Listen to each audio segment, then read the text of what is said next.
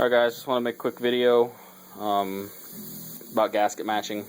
Right, wrong ways, why to do it, why not to do it, whatnot. Basically, this is how most people do it. You see that? It's like a 1/4 inch in. It's kind of what we call fish mouth. Let's get my damn phone to focus. There you go. This is stock, as you can see. And then that's the right way. See how nice and straight everything is? You should not feel a transition. It's perfectly straight all the way in. And the easiest way to do this, if you need a guide, is that you see how it doesn't have a big gap.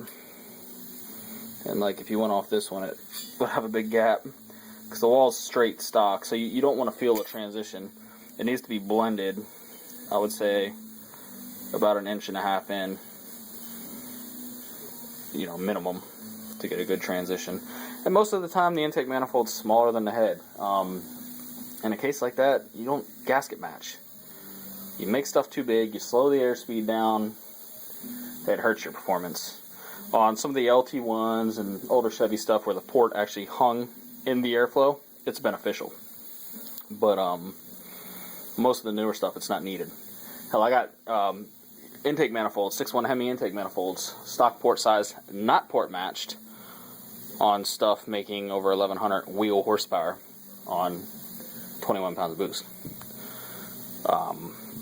We have the fastest 5.7 Hemi naturally aspirated car in the country, running high 10s right now.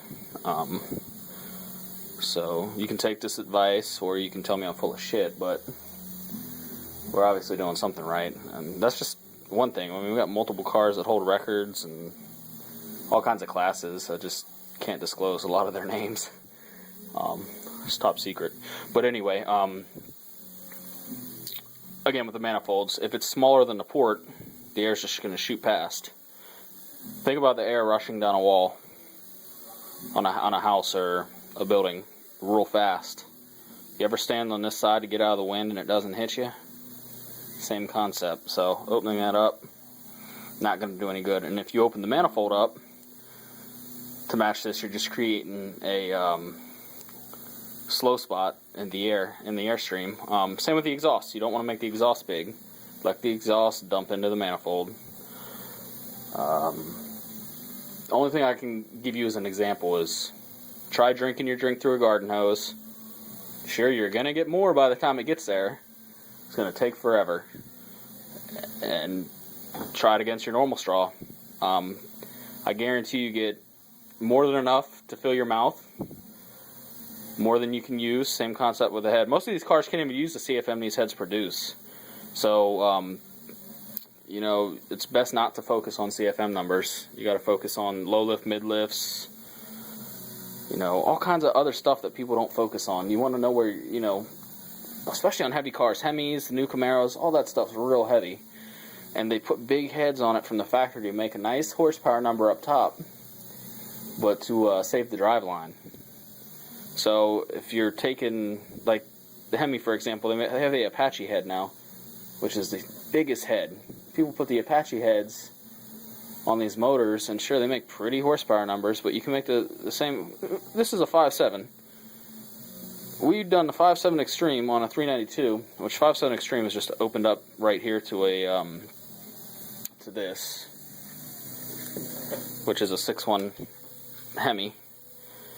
We line it up and open it up to that, and then we taper it in. So we use a smaller valve, smaller port, but it's tapered to pick up velocity. We've made 500 horsepower almost with a 392. This was 5 years ago we were doing this.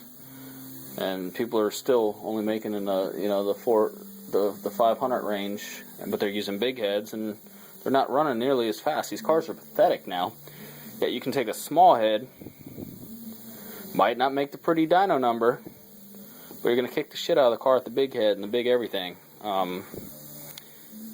You just really need to ask yourself when you're doing this, do you want a dyno queen or do you want a car that runs? If you want a dyno queen, go for it. Make it big. Have fun, whatever.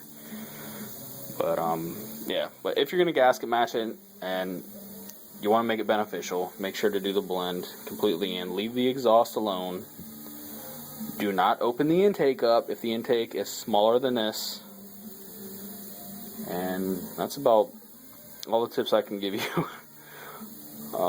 If you want to find out the hard way and do it differently and go from there, but I don't know. I'm just tired of people seeing it get ripped off. So, and if you want it done right and you don't want to do it yourself, just hit me up and we can take care of it for you.